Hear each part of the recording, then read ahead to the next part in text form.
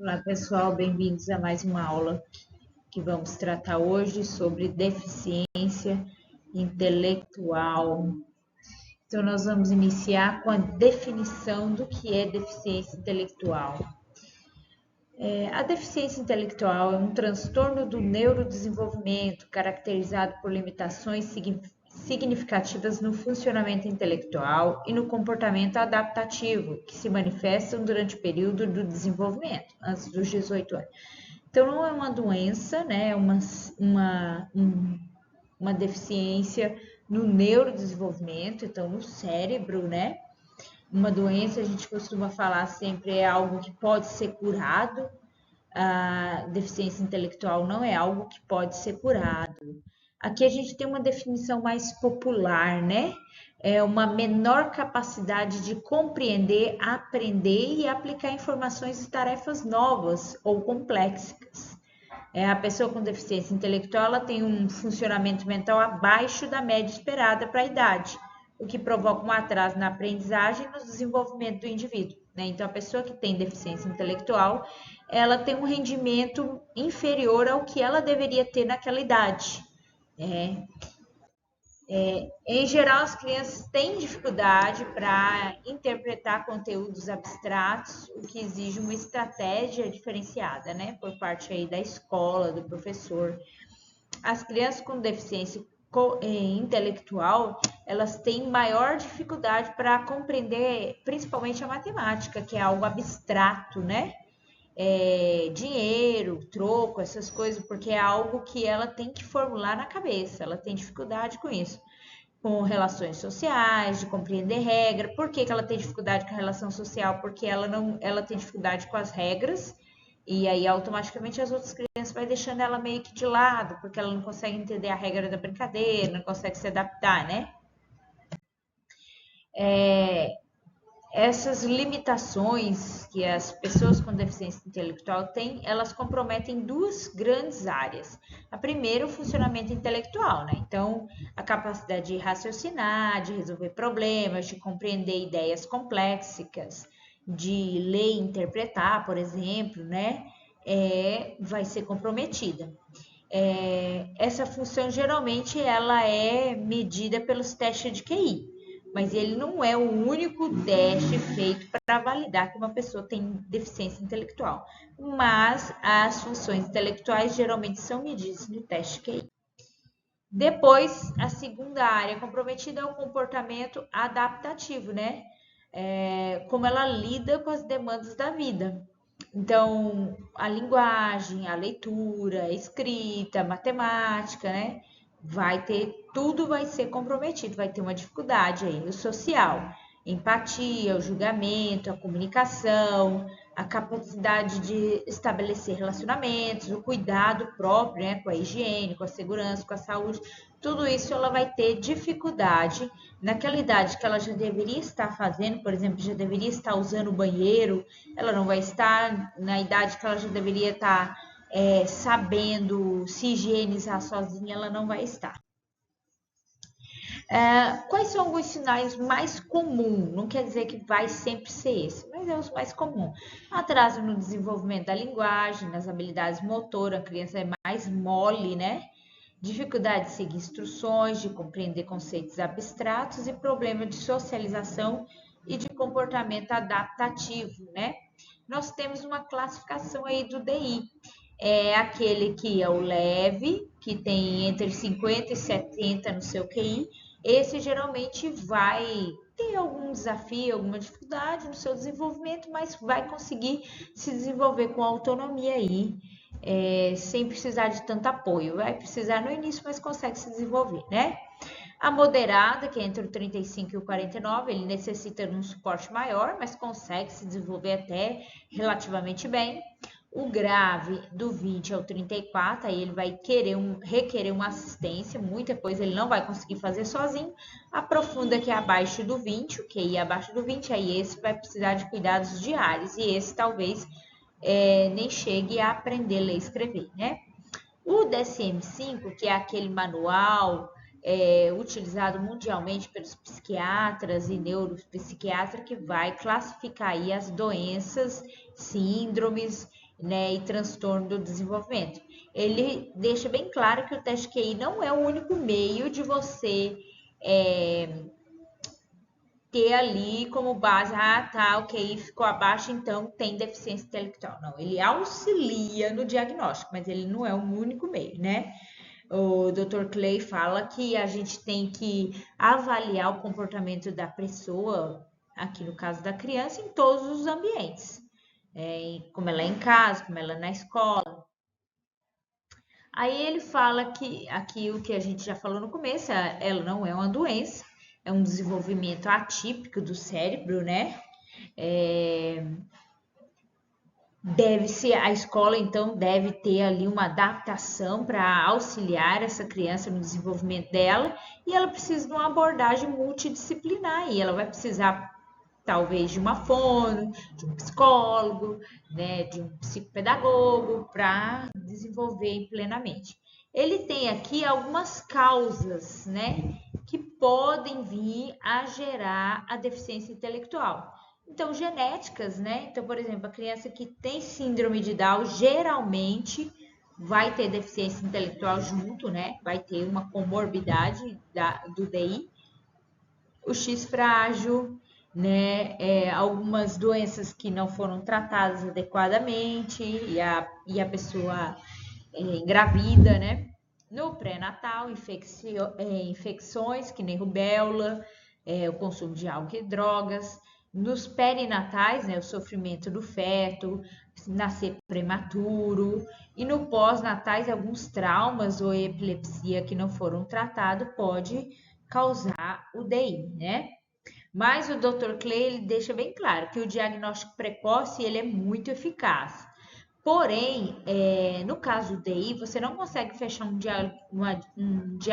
diagnóstico, desculpa, gente, preciso antes dos 5 anos, porque o teste do QI você não consegue fazer antes dos 5, que é um dos requisitos para eu validar, né, um laudo de DI. Então, mas a intervenção, a suspeita eu já posso levantar antes dos 5 anos. Então, a intervenção, ela nunca vai ser demais e ela pode iniciar, assim, antes mesmo do laudo ter sido confirmado, né? E as áreas do cérebro que são afetadas? Como sempre, córtex pré-frontal, são as funções executivas, o hipocampo, né, a dificuldade de memorizar e de consolidar, então ele esquece muito, ele ouve hoje, amanhã ele já esqueceu, o cerebelo, né, traz prejuízo aí na coordenação motora, dificuldade em resolver problemas, comprometimento da memória de trabalho, na memória sustentada, lentidão em processar as informações, né? Aí o cérebro da criança que tem DI, ela vai ter padrões aí de ativação menos eficientes. Então, o nosso cérebro ele faz conexões com os neurônios, né? Cada neurônio faz uma conexão ao outro aí. E a pessoa que tem o DI, essas conexões elas são prejudicadas. Elas são lentas e às vezes nem passam em todos os neurônios como deveriam passar, né? Aí tem uma imagem mostrando as partes que são afetadas no nosso cérebro, né? Por causa do DI. E tem duas áreas que ele fala também, que são afetadas aí no córtex pré-frontal, no hipercampo, no cerebelo. Além disso, nós temos duas áreas de linguagem, área de Broca, né? Localizado no lóbulo frontal, mais especificamente no giro frontal inferior no lado esquerdo. A função dele é a produção da fala.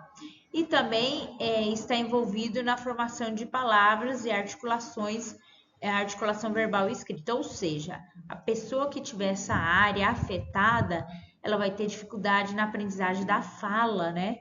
Ela vai falar errado, ela vai demorar para falar, ela vai falar poucas palavras, ela vai ter dificuldade aí em formar a fala dela, né? E a segunda área aí está no lóbulo temporal superior, né? Qual é a função dele? Compreensão da linguagem oral e escrita. Então, é compreender, interpretar. Então, a pessoa fica perdida no que você está falando, ela não está entendendo o que você está falando, por isso ele tem poucos amigos, porque ele não entende as regras da brincadeira, ele é excluído, né? Ele não consegue falar com coerência, ele fala um monte de coisa assim que não tem muito sentido, é porque ele tem a área do lóbulo temporal superior também afetada. E aí tá mostrando essas duas áreas do cérebro, né, pra gente ver onde elas ficam e quando elas são afetadas, o prejuízo que elas trazem, né? Quais são as alterações aí destacadas aí, as principais? Pobreza de conectividade neural. Então, lembra? Cada neurônio vai fazer uma conexão com o outro, e essas conexões são rápidas. Com a pessoa com DI, alguns neurônios não fazem essas conexões corretas. Então, tem ali um atraso nessa conexão, uma dificuldade, algumas nem são feitas, por isso a pessoa tem essa imaturidade. Conectividade imatura e assimétrica entre as regiões cerebrais, desenvolvimento desigual das conexões cerebrais, impactando funções cognitivas. Então, lembra? Algumas fazem conexão, outras não, causam um problema aí.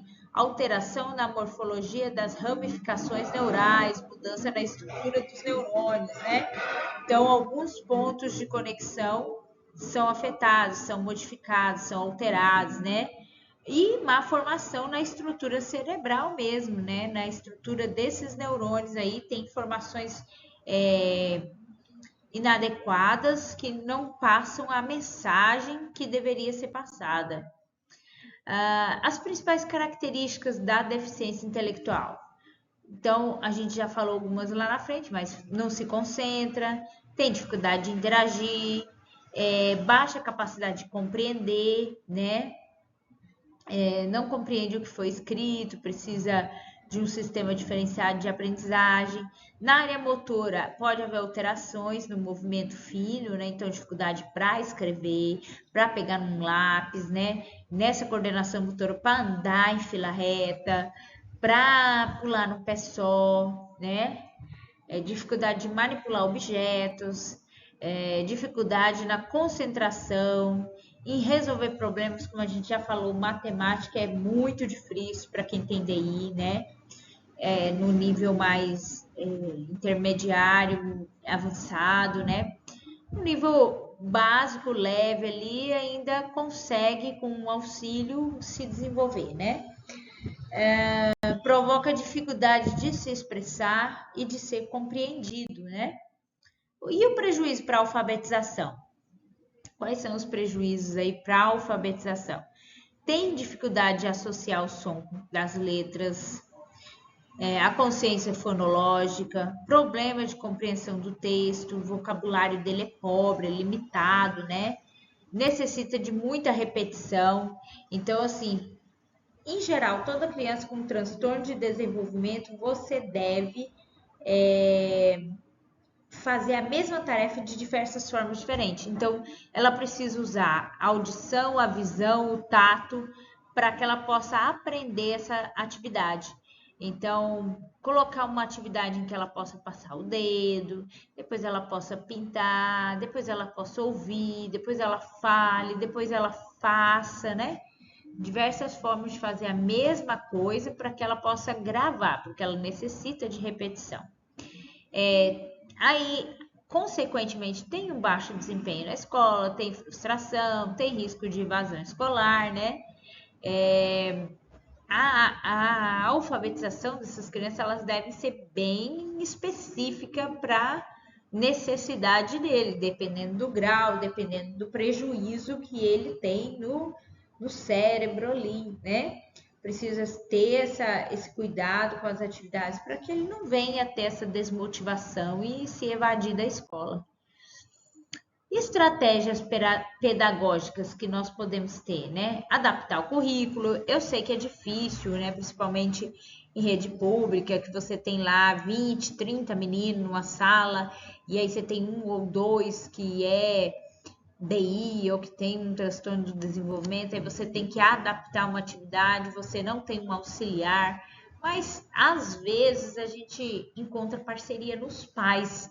Então, o que a gente pode fazer? Adaptar a atividade e mandar para casa, para que a mãe, seja que as muitas vezes são parceiras, né, possa desenvolver com seu filho em casa, e isso venha a dar um resultado, né? Ensino multissensorial, como eu falei, eu gosto muito de utilizar os materiais da NeuroSaber, né? Porque o material deles é multissensorial. Você toca, você escreve, você pinta, você faz, né? Então, de diversa forma, o mesmo conteúdo. Um reforço positivo, né? Sempre valorizar aquilo que ele dá conta de fazer. Se você só ficar falando do que ele não dá conta, ele vai ficar depressivo ali, né? Ele não vai ver propósito nas tentativas dele, se ele sempre tá errado. Então, valorizar, parabenizar cada conquista que ele consegue, né? E o trabalho colaborativo ali, envolver a família, envolver mais pessoas aí para auxiliar essa criança. Aí ele fala da intervenção multidisciplinar. Tem que ter fonoaudiólogo, psicopedagogo, psicólogo, terapeuta ocupacional, né? Em muitos casos vai precisar de uma abordagem mais completa aí, né? Ela tem dificuldade motora, tem uma dificuldade. Desculpa, gente. Tem uma dificuldade na fala. Então, não dá para mim ensinar uma criança a ler e escrever, por exemplo, se ela não fala corretamente. Ela vai escrever errado. Ela precisa ir para a fono, falar corretamente. Se ela é muito ansiosa, se ela é muito emotiva, ela precisa de um psicólogo para saber controlar essas emoções, porque senão, na hora que ela errar, ela desaba. Ou na hora que você falar que não é para fazer assim assado, ela tem problemas, né?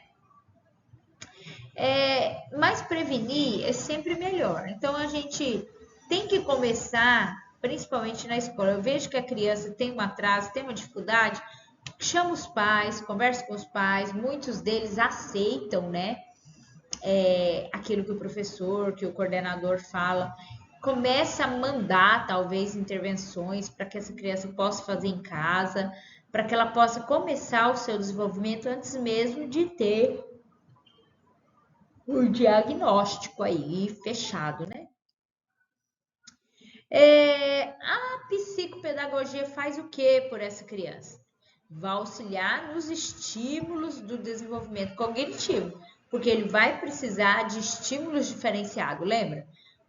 A maioria deles, o leve, no moderado, consegue se desenvolver muito bem, mas ele vai precisar desse estímulo, né?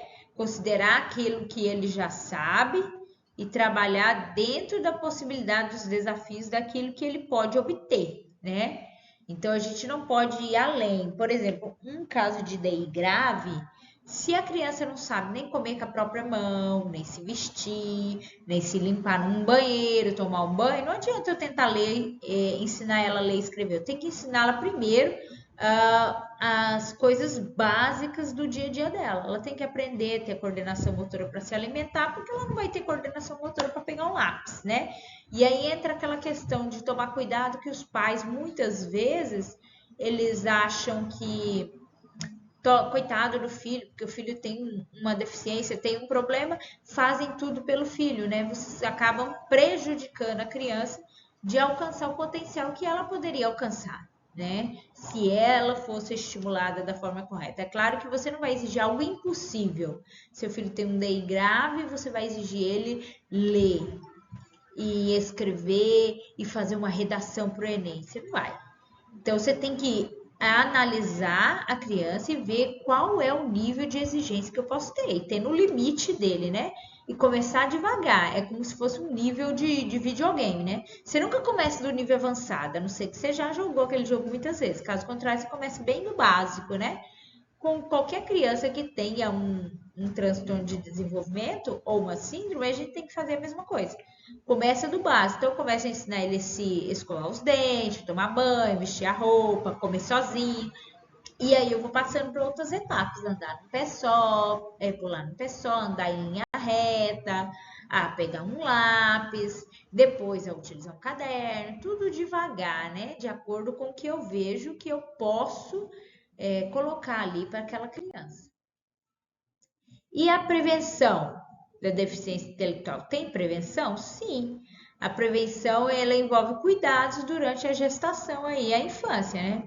Acolhimento genético, por exemplo, você já tem um histórico familiar de DI, então você tem que ir antes de engravidar no médico, fazer alguns exames e ver se não há possibilidade de você vir a ter uma criança com DI, né?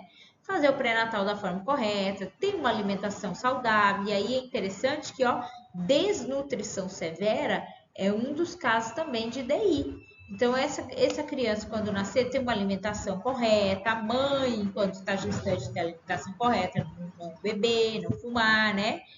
Fazer o teste do pezinho também é muito importante, que nele vai mostrar se houver algum problema com a criança, certo? Geralmente, a deficiência intelectual tem uma relação com o autismo, tá? Também é um caso que pode coexistir. Se lembra das comorbidades? Os transtornos do desenvolvimento sempre têm uma comorbidade. E a DI pode ser uma dessas, né? Então, eles têm uma política de inclusão, são abordados juntos, porque geralmente um está associado ao outro. Um mais leve, o outro mais grave, né? Mas sempre vai estar associado aí. Então, meu filho tem autismo, já pesquisa se ele não tem um DI também. E as síndromes associadas à deficiência intelectual aí. Tem várias síndromes que podem ser associadas a elas. Pode ter um diagnóstico precoce, né? Que nem a gente falou. A síndrome de Down, uma delas. A criança tem síndrome de Down, então é provável que ela possa ter um DI também, né? Síndrome do X frágil pode ter aí um número considerável de crianças que tem essa síndrome, que tem a DI. Erros no metabolismo, né? Na genética, síndrome alcoólica fetal, a mãe bebe lá na gravidez. Então, tudo isso, ó, assim que a mãe engravida, né? Começa assim ali a formação da criança no útero da mãe. E essa formação, ela precisa ser cuidada. Então, a mãe precisa se alimentar, ter uma boa noite de sono, ter uma qualidade de vida, porque tudo que afeta ela, afeta diretamente o feto, porque ele está ligado ao corpo dela. Se alimenta do que ela se alimenta, né? Vive do que ela vive. E a importância da educação inclusiva é difícil? No Brasil é difícil, nas escolas particulares é mais difícil ainda, porque geralmente escola particular bate pé e não põe um professor de apoio. Muitas vezes, em muitas regiões, você entra no Ministério Público, na rede pública você consegue um professor de apoio, na privada é mais difícil. Mas o ideal seria ter um PEI, né? Um plano de desenvolvimento educacional individualizado para cada criança, para cada uma. Eu tenho 5 alunos com DI, mas todos eles não têm o mesmo grau de DI. Vamos supor que todos eles têm o mesmo grau, mas cada criança é diferente uma da outra, cada uma aprende de um jeito diferente, então teria que ter um plano individualizado para cada um. Isso requer muito trabalho. O ideal seria ter um professor de apoio para auxiliar ali, né? Nessas demandas. Mas o que nós podemos fazer? Suspeito de um aluno que tem um DI, talvez aparenta ter, chame o coordenador, passe as suas preocupações, pede uma entrevista com os pais, chama esses pais, investiga se eles aceitam, né? Se eles são maleáveis ao que você venha a dizer a eles, se eles dão abertura. Então, sugira, né, que eles possam procurar um psicopedagogo, ou um neuropediatra, ou um psiquiatra infantil para pesquisar essa questão.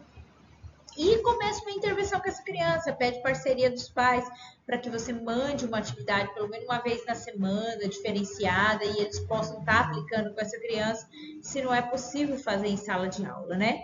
Para que eles possam alcançar o desenvolvimento, orientar os pais, porque às vezes os pais já perceberam que o filho tem algum problema e aí eles super protegem, fazem tudo por essa criança, então aí eles atrapalham o desenvolvimento da criança, tá? Analisar também, é importante essa comunicação com os pais, porque hoje em dia muita criança parece autista, parece TDAH, parece DI, não é. É um excesso de tecnologia, né? Então, nós temos que avaliar com os pais quanto tempo ele passa na TV, quanto tempo ele passa no celular, se ele ganhou um celular desde pequenininho, né? Quando ele aprendeu a falar, porque tudo isso vai dizer se ele realmente tem um problema ou não. E começar essa intervenção para ver se ele se desenvolver bem, então ele não tinha nenhum problema, né? Se ele alcançar o nível de todos os esperados, ele só tinha um déficit na aprendizagem ali. Se ele não alcançar, é porque ele tem um problema, né? e precisa de um tratamento. Então é isso, pessoal. Qualquer dúvida, podem mandar aí nos comentários. Até mais.